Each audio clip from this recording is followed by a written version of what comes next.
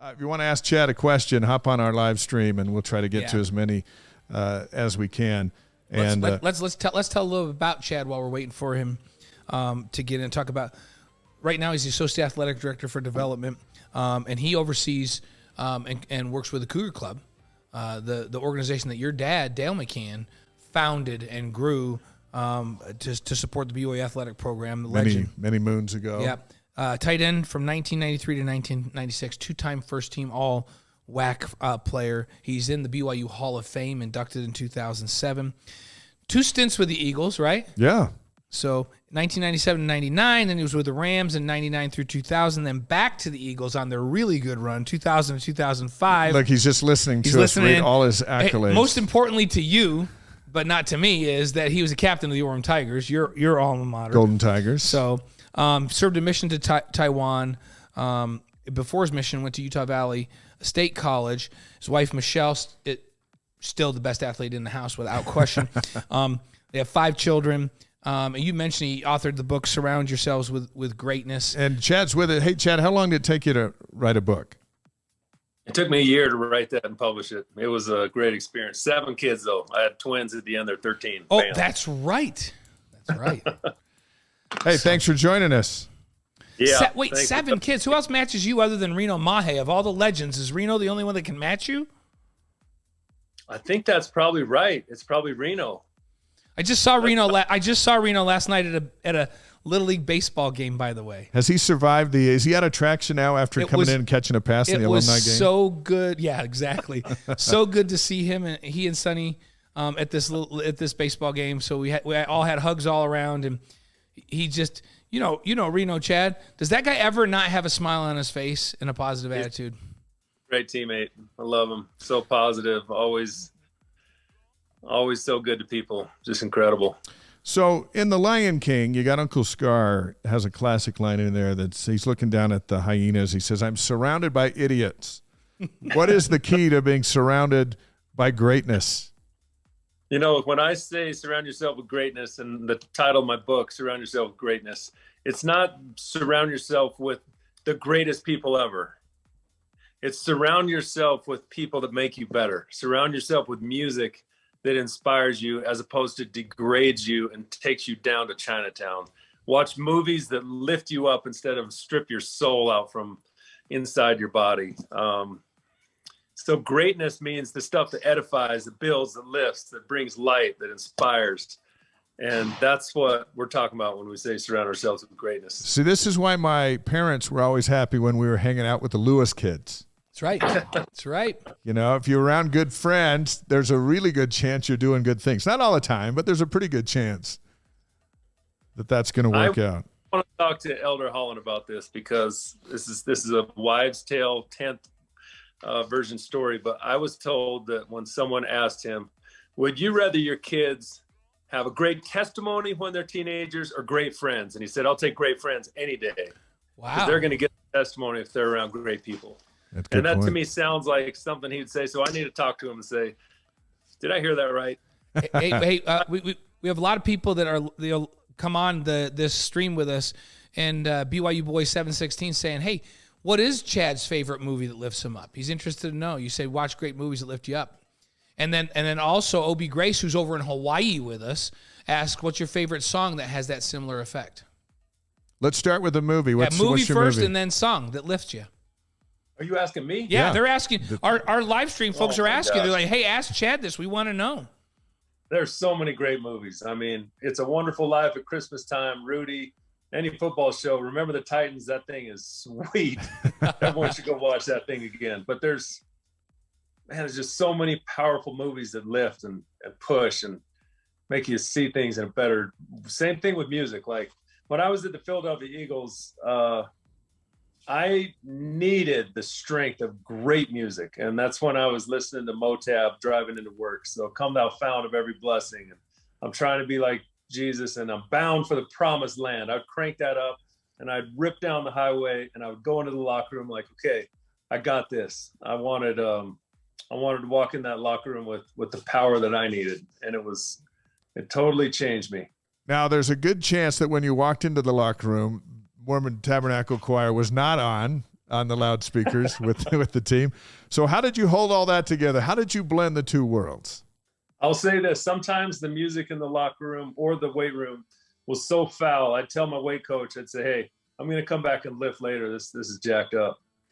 And so I'd come back and lift on my own when I had to. Foul music is just not cool. Like it's hard just to ignore it. Sometimes you have to. In life, sometimes we have to absolutely ignore the crap that's around us. And that's part of life.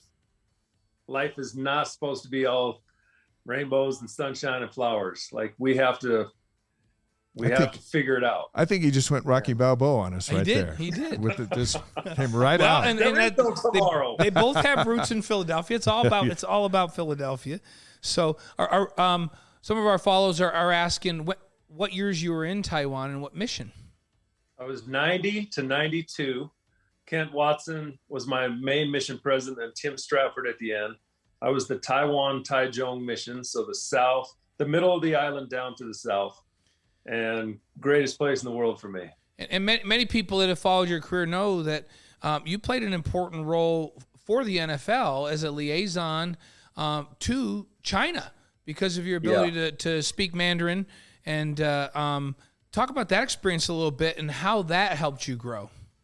When I went to the Pro Bowl, the NFL asked me in Hawaii, hey, we want to do a lot more stuff in China.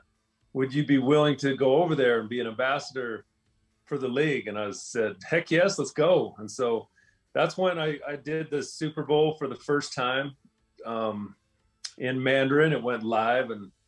And I told the NFL, I don't know if this is going to work because I speak missionary Mandarin. That's different than just everyday lingo. That's different from Super Bowl Mandarin. Correct. So I'm doing the broadcast with the John Madden of Chinese broadcasting, Mr. Han, and I was saying, Tom Brady, Chuanda Han Jungchit. I testify that Tom Brady's throwing 2 passes, and they're like, that's a very interesting way to call a game, and that's what I did for the whole broadcast for the Super Bowl. It was like my entire missionary database just flooding on there. That's all I had. That's awesome. Hey, who was the greatest football player you ever suited up with? Wow. Sheesh. Great question. I'm looking, I had Donovan McNabb and Brian Dawkins on my own team. Yeah. Oh. Donovan threw for 1 million yards, turned that city around, turned us into a perennial winner. Brian Dawkins was the most lethal defensive player in the history of the game.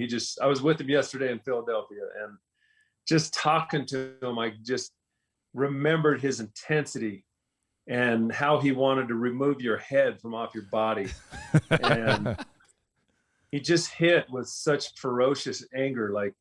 And he talked in his Hall of Fame induction speech about the depression and the dark places that, that would chase him, the demons. And I tell you what, he played football like he was being chased. That guy he's something special. I mean, he's one of my favorites, one of my favorites of all. One of the greatest to ever play that position in the history of the game. So that's cool. Those are teammates of yours. Who was the best you ever played against during your time? Ooh, man, Ray Lewis. I have a picture in my office of me and Ray Lewis going at it. I'm catching the ball on the 5-yard line. He's tackling me. He's face masking me. No call, no penalty. He got away with a lot of that. He got away with a lot of those things. He was one of them. That dude was a beast. He went sideline to sideline so fast. He had more energy than you can even comprehend. And this started pregame, and it went through the game, and it went to the end of the game. Like normally, if you start screaming and hollering, you're tired in 20 seconds. That dude sustained it for 3.5 hours. Have you ever seen the video of Chad Ochocinco trying to go down and crack block on him? Yeah, then he had him mic'd up, and he goes on the sideline and like, "What's wrong with you?" Like he's all dazed. He goes, "I tried to blindside Ray. He ran over me. Like he ran right over him like he didn't exist." That's right. So I mean, Michael Strahan had to block that dude. Oh man, New York Giant, absolute beast. Yeah. Just so many great players. My first catch, my first start was I was with the Dallas Cowboys, going against the Dallas Cowboys, Monday Night Football, first play of the game. I run up to the line of scrimmage, and I see their nickel coverage, and Deion Sanders is guarding me. I knew it was a play called to me. Ty Detmer was the quarterback, and I thought, with Deion on me, there's no way Ty's going to throw it. And sure enough, I ran my route. Ty stuck it on me. Deion tackled me. And I stood up, and I was looking at his face, and I tapped him on the top of the head. I was like, "What's up, Deion?" I've seen him so many times on TV. The next play, my personnel's off, so I run off the field, and Luther Broughton, the tight end, he's my backup. He was like, "You're so stupid. What'd you say to him?" I was like, "Man, I just said, 'What's up, Deion?'" That's and he's awesome. like, "Oh, bro." Hey, what is there a difference in how winning feels when you're in college as opposed to in the NFL? I would say it's more intense in the NFL, like from the head coach on down, from the owner on down. It's just like so intense. The win is beautiful. It's a great deodorant, covers up all sorts of garbage. And the losses are also so intense. Yeah. I mean, so intense. And that's why one loss can bleed into two losses, can bleed into three if you're not careful. That's why Andy Reid had such a gift at being able to snap a losing streak quickly, get back on the winning thing, just, how he does it. And that's a good question. Few people have asked me that. There was intense in the pros. There was a nice connection for you. You had Andy with you in Philadelphia, a BYU connection. Reno was there for part of the time that you were there. We came back and stayed, and Vi was back in town as a broadcaster and with you. And Brendan and I came back with the kids and spent some time with you guys when you were all back there. It's kind of a nice little happy family back there, and a lot of connections back to BYU. How special was that, and how different was that? That you had that opportunity to be there with some close friends with the same kind of ideals and goals and thoughts that you have. Oh man, save me. We called it BYU East. Ty Detmer was there. Morris Unatoa was there. Tim McTire was there. Through the years, we had Justin Anna, Reno Mahe, and so many great teammates, and it all worked with Andy Reid as the head coach. And then in the locker room, game day, and during the week was my bishop, Isaac Kahema. So he lived down the street at his house all the time. That was one of the Philadelphia, was being with Vi and Keala, feeling the spirit in their home, reading the scriptures with them all the time, sitting around at their table for 3 hours talking BYU stories, Eagle stories, laughing, crying. I just felt like I was the luckiest football player in the history of the world. When I think of Chad Lewis, I think of this play, and we're going to show it. You may not be able to see it, but our folks will be able to see it. After losing to Utah 34-31 in 1993, you're a walk-on freshman, and the Utes have gone down to the north goalpost, and they're going to rip them down right in Lavelle Edwards Stadium. I ran in there, and I just went flying in the whole group of them and got them off the goalpost, and then they all turned on me and were cussing, and we started swinging and pushing. And the best part for me was my brother Mike, who played for Utah just the year before. He jumped down on the field, and he was standing right there. Like, if they were going to start taking shots on me, he was with me. And my brother Dave was there. And it was super intense. Brian Hughes came in, right after me. And then I remember our linebacker coach, Claude Bassett, one of their players punched him right in the face. Oh, man. And he had a huge cherry on his cheek. I didn't know that until Monday. We had a next game against seems like we played UTEP or something the next week. And Claude Bassett pulled me out of practice, and he's like, "Hey, that thing you did after the game against Utah, that was the greatest thing I've ever seen in my life." But it was iconic because of how you became a leader on that team as a kid that was just trying to get on the team. And when you talk about seizing moments in your life, and maybe at the time you didn't think that might have been the smartest thing to do once you got in there, but as you look back at it, that was a key turning point in your legacy. Yeah. What's interesting is one of the things that makes BYU great is so many people at BYU, whether walk-on or scholarship, who have a deep love for BYU, not a casual. They love BYU, and wearing the Y on your head and uniform just means so much to take the field to represent BYU with everything that it stands for. And that's part of the glue that makes BYU such a powerful force in all sports, but for me specifically football. And I felt like that moment, I wasn't thinking like, hey, this would be a great time to show my teammates how much I care about this place. It was like, bam, bam, running. Yeah. And it was so deep in me. It was like, hey, we're fighting. You know, you want to rip down our goalposts? No, that's you beat us in the game. 54-yard, you know, swinging draw field goal. It was an amazing kick, but that was just too much. And so the fight was worth it. And it was deep inside of me. So it wasn't something I really thought about. And sometimes you just have to fight, right, Chad? Like, like I was actually, I don't know if I've ever said this on the air, but BYU's playing Coastal Carolina. You were, I don't know if you were there or you were just watching like we were in the studio. And they cheap shotted Zach Wilson down on the field. And I wanted somebody to go beat the crap out of that guy. Was I wrong in wanting somebody to do that? No, I thought he took it to such a crazy level. Yeah. That was way out of normal football. That went like, you remember when the dude from Green Bay did that to Jim McMahon? It was that same level of craziness. Some snapped. And I felt like that was just way too far. I'm with you. That was just too much. And that wasn't football. And I asked later, and I was talking to Gavin. I'm like, Gavin, I can't believe that some of our line, like somebody didn't run out there and just deck that guy and get him off of him. And Gavin said, here's the problem, Dad. We were like, the play was down the field, so far down the field. Everybody was focused on the play. Nobody saw it. He said, believe me, if anybody saw that, half the bench would have been on top of that guy. I said, okay, I feel better about the team now that you just told me that. Because it was at the end of the half, right? Yeah. And he chucked a Hail Mary or something down there. It's just like that. I was disappointed that he didn't get defended. That's your quarterback. You got to go defend that guy. Yeah. So, well, Chad, that was crazy. Now your passion is in a different role as the athletic director, associate athletic director over development. That includes the Cougar Club, which we're all passionate about. Here comes the Big 12. And so let's start with this question here. How important is Cougar Club now on the eve of the Big 12, and why should folks feel like they need to be a part of it when all we hear about is how much money's coming toward BYU as being a Big 12 member?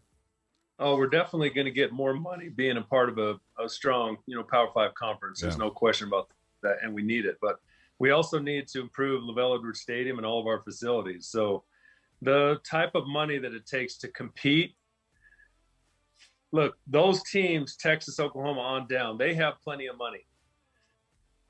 Do you think they fundraise? Do you think they go after it year after year after year? Still 2022, you better believe it. Why? Yeah. Because it takes money to win. It takes money to have the resources for your teams.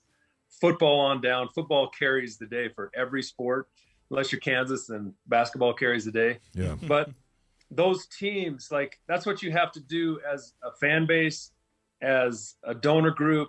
If you care about your team, then you rally and you support. And it's in that rally and supporting that there's energy generated. The team feeds off of that. The school feeds off of that. Everything improves. The way you recruit, the way you travel, the way you hopefully improve your facilities. And you do that so that your student athletes have the greatest chance to have success, to win, have a great experience. And yes, there's a balance in there. When I first took this job, Tom Holmel said, Chad, if all you're worried about is getting shekels, you're in the wrong business. I want you to connect with these student athletes, get to know them, be a mentor, like love them. And if you can do that and raise money, then you're going to be successful and you're going to love this job. I do love this job. I love BYU more than ever. I love the student athletes that I get to know and to see what they go through behind the scenes. You guys, you see it and you know it as well. Those stories are amazing. Yeah. So I'm very grateful. One thing we noticed through the Cougar Club, and I grew up in the Cougar Club with my dad, is that it is a way for a fan to feel invested as opposed to just I have my ticket up in Section 7, rows 2 and 3. And we saw that coming out of your 84 championship team and the groundswell of BYU had just won the national championship, but the swell of the Cougar Club was, I want to be a part of this in a different kind of way other than someone who paints his face and goes to the game and yells for 4 hours. what is it about the investment? And whether it's $20, it used to be you could be a Cougar Club with $25 or $100, $1,000, or now it's now $1 million on the other end. But what is it about this power of investment that you're looking for from the fan base? We need people's investment of time, resources, money to help us go forward. But what's interesting is, and I alluded to it on Media Day when I referred to Elder Uchtdorf when he said, you know, people on a cruise, if they're not eating the food, they're in their cabin just eating crackers because they don't want to spend extra money eating food. The food's already paid for. Like, jump in, live with your privileges. Don't live beneath your privileges. I want people who love BYU to jump in, to be a part of it, to help the work of helping these student athletes become our community's next leaders. I want them to be a part of it, because when you're a part of it, everything is so much more fun. You're alive. You connect to the coaches, the student athletes, and it just helps you embrace the whole thing. When you just watch without helping, it's easier to just either not be as much invested or to just be like, who cares about that? Those guys need a better coach. When you're a part of it, you feel it. You feel the spirit of it. You feel alive. I need to do a better job of sharing what I feel right there. But that's my best answer for. There's a question tonight. from Dr. Ketch. Yeah, Dr. Ketch says, how do regular people support the effort? We're all friends with Ryan Smith, and Ryan donates in a big way. A lot of guys, donate big dollars, and they're really visible in the way they do it. And a lot of our friends have been blessed with great success in the tech business, and they've given back in a big way. But what if you don't have a bunch of money that you can give? How do you support this effort when you don't have a lot of means? I know we definitely have the Blake Roneys, the Ryan Smiths, the Nick Greers. We have so many great donors, but the widow's mite is just as important to us. When we did the all-in campaign in the middle of the pandemic, we're $20 million in the hole. And Tom sent out that video to Cougar Nation, the whole globe, saying, hey, we need you now. We need your help. We're hurting. Everyone responded. We had 4 people over 100 years old give like $20, $50, $5 with a note saying, I wish I could give more. And it was so powerful to see people give what meant something to them. And from the combination of the efforts of all the people, we got back to being flush. We got back to being in the black. That doesn't happen if we're just relying on the big people to pay big money and the rest of us are just kind of coasting. Like, if you can give $5, give $5 and you're in. If you want to give $1 million, give $1 million if you have it. I would never pressure or push someone to give more than, what they could. I don't want anyone to run faster than the strength that they have. But I want them to be a part of it and feel it. There's so much joy in being a part of it. Did you hear the subliminal Back in Black reference from Chad Lewis, our favorite Chad, band? Everything always goes back to AC/DC with this guy. I don't know what to do. Listen, I don't know what to do. Question came in, and this is a good one. And then we got the 6 top performances in the Chad Lewis reign at BYU. We want to go over, and then we'll let you go. And we sure appreciate your time today. But how do people sign up for the Cougar Club? That's a question coming in tonight. Just jump online. Go to the Cougar Club, cougarclub.com, and it's very easy. Sign up. You can do, the lowest member's Y fan, it's $5 a month, $60 a year. That's one Big Mac. So I would love every member, every person in Cougar Nation to also be a member of the Cougar Club. So yeah. And Cougar Nation shows up, before we get to the top 6, how fun has it been to go on the road with this independent schedule, and there's so many stadiums as we get out on the road once in a while with a team. You're out there with them. When BYU takes the stadium over, they've had multiple stadium takeovers on the road because Cougar Nation is pretty special. I mean, we didn't take over Tennessee because they had 100,000 people there, but the pregame to see the amount of Cougar fans that were there blew me away. And then to have that game, and then Nebraska and Wisconsin and Texas, some of those big road victories, and the amount of Cougar fans that were there and how we all celebrated. That doesn't happen with just a normal fan base. It happens with BYU and the Cougar fans around the world. All right, Chad, we're going to roll out 6 of your top performances, and then we want you to they're not necessarily in any order per se, but then tell us what comes to your mind as soon as you hear the stat. We'll finish up with this one. You want to start? Yeah, start. So the first one is 7 receptions, a touchdown, versus number 13 Texas A&M on August 24th, 1996 to start the season. Ty Detmer. We watched Ty Detmer on a highlight tape the night before the game.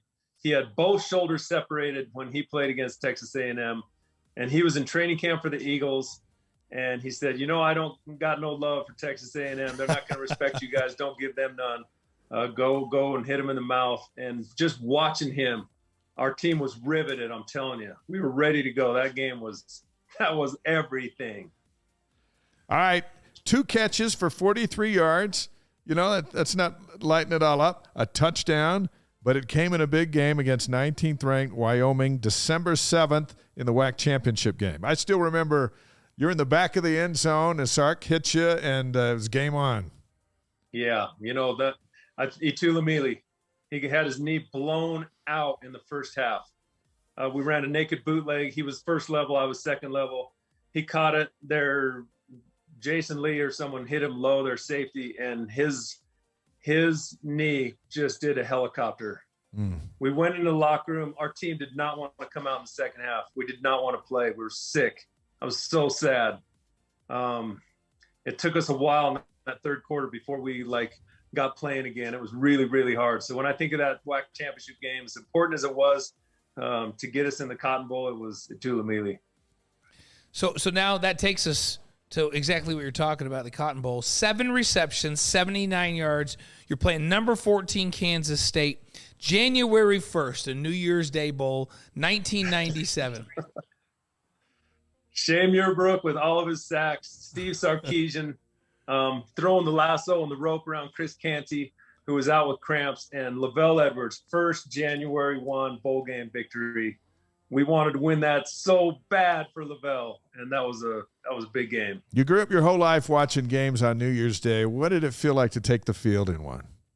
Oh my gosh, we couldn't sleep the night before. Couldn't wait to play in it, and to walk off that field victorious. Holy smokes! There was a sea of purple in the Cotton Bowl that day, and the sea of blue walked out really happy. We did it. We fought.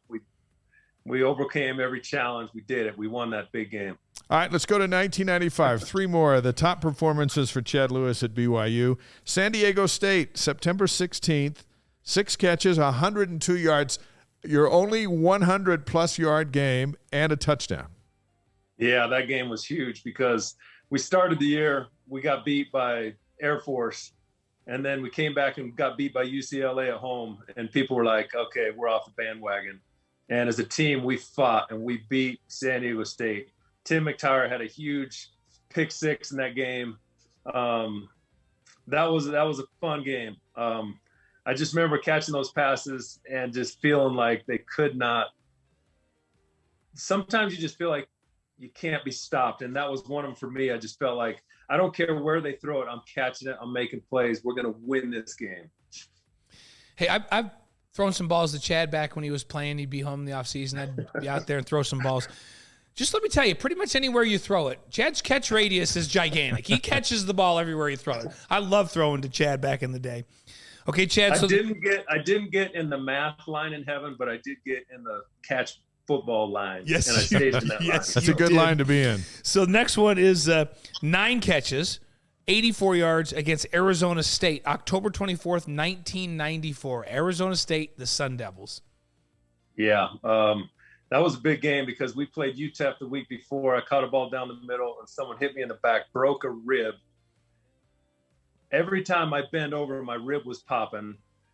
Ole Jokinen taped me up for that game. He was our trainer, and went out in that game and played with a broken rib on my back. It was crazy. during that game, I caught a little pass over the middle, and I didn't go down on the first hit or the second, and I was able to pitch the ball to Jamal Willis. He took the thing 75 yards to the house. That game, we lost that game, but I learned something about myself, that I could play through injuries as long as it was manageable and wasn't going to destroy me. I learned that I could play through a little bit of pain. I learned that you got to play really, really well to beat good teams. And as much as it hurt to lose that day, I learned a lot about myself and my team. All right, let's finish with December 30th, 1993. 4 catches, 41 yards, and a touchdown against Ohio State in the Holiday Bowl. And considering all that you went through just to get on the team, to catch a touchdown in San Diego against the Buckeyes to wrap up that first season. That was big. Norm Chow called my number down a couple times on a drive. The first time I ever jumped over someone was in the UTEP game, the game before. And so I felt like, okay, I'm jumping over everyone. And I caught a ball. It was naked bootleg to the right. John Walsh threw it. I jumped over the DB, but I didn't see the middle linebacker come from the inside.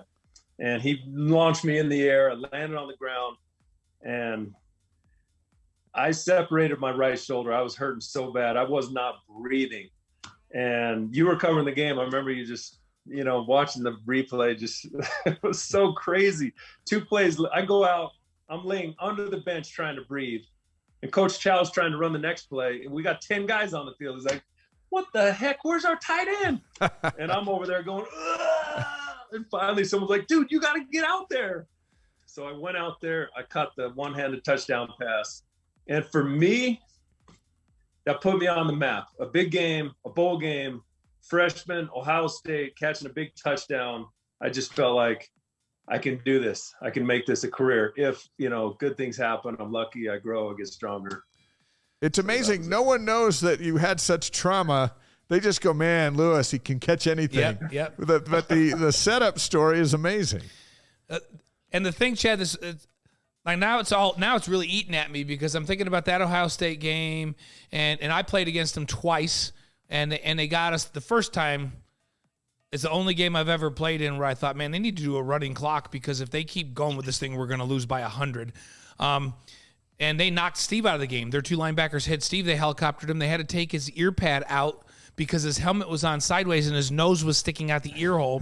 They took his ear pad out to get his helmet off. And I'm like, well, he's out. I'm in for the rest of the game. I go in a couple plays later. Steve comes trotting back on the field. I go, what are you doing? And he goes, I'm in. You're out. And so I go out, and Holmgren goes, what are you doing?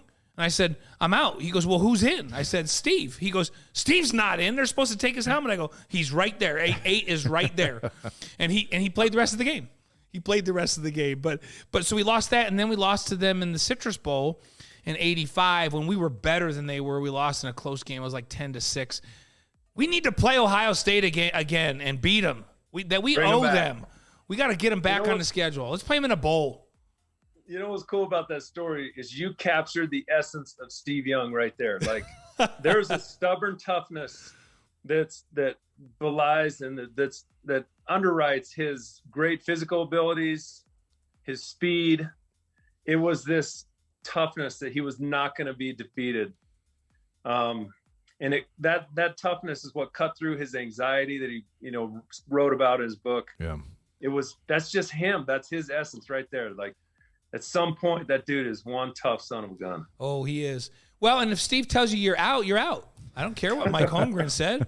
So I was out. He must have learned that from McMahon. You just follow those guys. He's the author of Surround Yourself with Greatness, and he's surrounded us with greatness tonight. Chad Lewis, the Associate Athletic Director over Development at BYU. Great player, great pro player, full of stories. We hope to have you back again another time because you're a treasure trove of, first of all, the fans love you because they love your energy, but your stories, you lived it. And most of us grow up dreaming of living it. You lived it, and we sure are glad for your time tonight. Oh, thanks so much for having me on. It's great being with you guys. Appreciate it. All right. Thanks, Chad. Yep. How about that? Some of the responses in going, such an awesome play, talking about that Buckeyes touchdown. Didn't know you were injured, as they're writing to Chad on our live stream. And